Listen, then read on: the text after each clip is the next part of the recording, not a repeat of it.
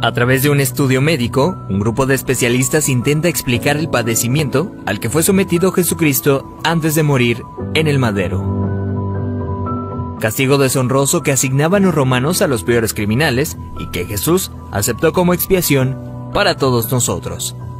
Con 33 años de edad, Jesús sufrió el castigo más cruel y abominable, ocasionándole una muerte lenta y extremadamente dolorosa, padeciendo al menos unas 18 horas.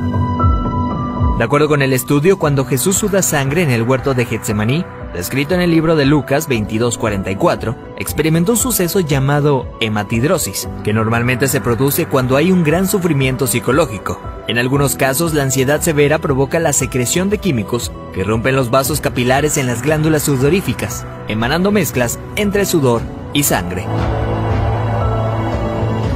La madrugada en la que Jesús fue arrestado, ya debilitado por lo que le habría sucedido en el huerto, fue llevado ante Sanedrín y Caifás, el sumo sacerdote. Fue golpeado por los soldados, quienes le pusieron una venda en los ojos para burlarse de él, le escupían y le abofeteaban. Para este entonces, a raíz de los golpes, ya su rostro empezaba a hacerse irreconocible debido a la hinchazón.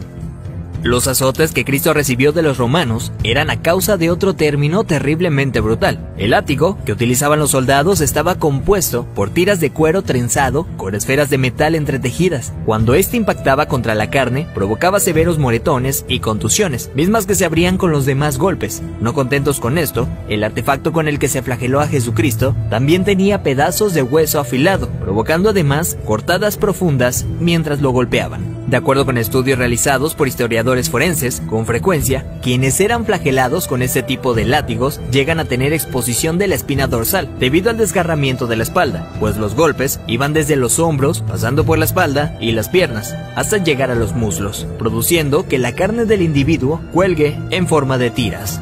Mientras sucedía, en el interior de la persona, en este caso Jesucristo, se experimenta un dolor tan grande que debió llevarlo a una conmoción hipovolémica, es decir, que la persona a raíz de la gran pérdida de sangre sufre de taquicardia, pues el corazón acelera su ritmo intentando bombear una sangre que ya no existe, lo que a su vez conlleva una baja presión sanguínea, dando paso a la pérdida de la conciencia. Al mismo tiempo, los riñones dejan de producir orina para mantener el volumen restante. Las personas empiezan a sentir una sed intensa, como reacción del cuerpo para intentar reponer la sangre perdida.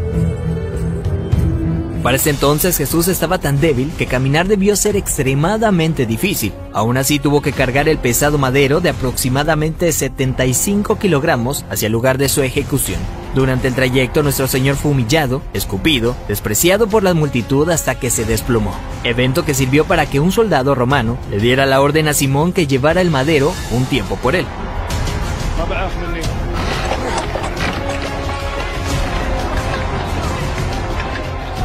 Luego de ello Jesús dice tener sed y le dan un trago de vinagre.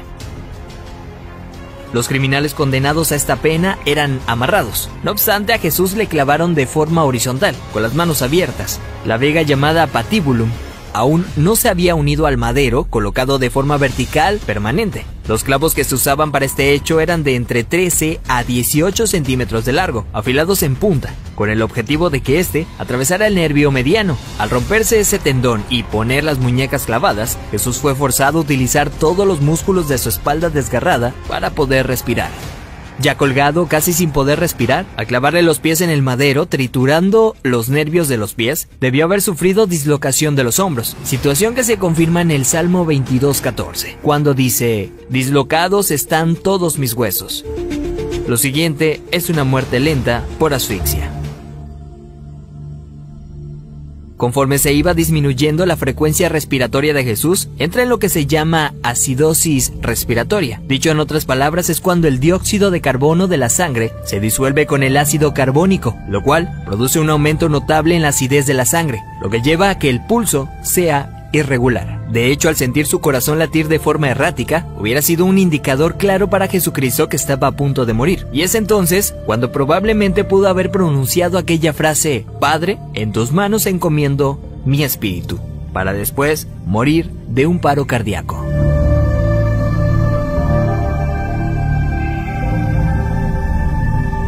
A diferencia de otros crucificados, los huesos de Jesús no fueron quebrados. Esto lo hacían para evitar que las personas que pasaban por esto subieran las piernas hacia arriba y con estas se ayudaran para poder respirar. Así, la muerte era rápida en cuestión de unos minutos. Sin embargo, Jesús no pasó por esto, y se sabe porque en registros romanos, allá 2 años después, soldados describen el hecho, confirmando lo que ya estaba predicho en el Antiguo Testamento acerca del Mesías, donde se menciona que ningún hueso será quebrado. Salmos 34:20. Según dichos registros, un soldado romano clavó en Jesús una lanza en el costado derecho para confirmar su deceso. La lanza penetró el corazón, por tanto cuando sacó la lanza, del orificio salió un fluido claro como el agua, seguido de un gran volumen de sangre, tal como lo describe el apóstol Juan en su Evangelio, testigo presencial de los hechos.